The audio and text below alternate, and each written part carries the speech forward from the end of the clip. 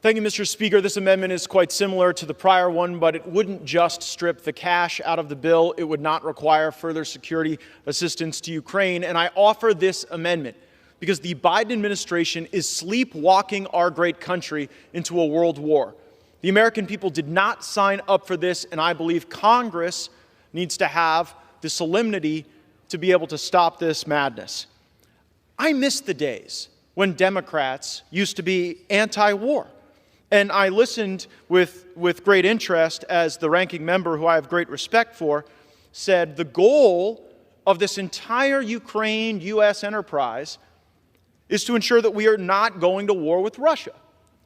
And that is a bit odd to hear after several Democrats have taken to this floor and media outlets to suggest we are at war with Russia.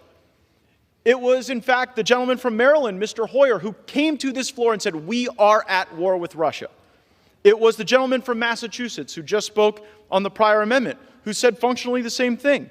I do not want to go to war with Russia, and I don't think the American people do either, and that does not make anyone pro-Putin. I would similarly observe that part of the funding assistance that we are providing to Ukraine has nothing to do with the military. In this country, we have cops, we have firemen, we have teachers who wonder whether or not their pension fund is going to be sufficient to cover their life for the service that they have given. And while that is a question in our country, it's no question in Ukraine, because the American taxpayer is underwriting all of the pensions for every single government official in Ukraine, and we don't do that for the people who put out our fires and protect our streets. Similarly, how can we continue to just send all this money when there's a lack of accountability? The Pentagon has to fess up that they have multi-billion-dollar accounting errors in this space. And when we had the Inspector General before our House Armed Services Committee, he could not testify that our country had followed our own requirements and our own laws regarding the end-use monitoring of equipment that we are sending into a combat zone.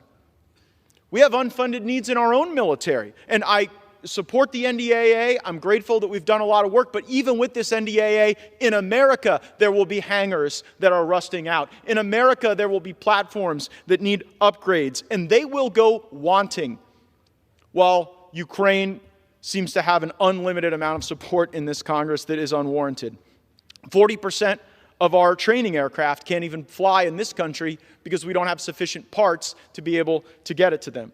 This war will end anytime those folks in Europe want it to.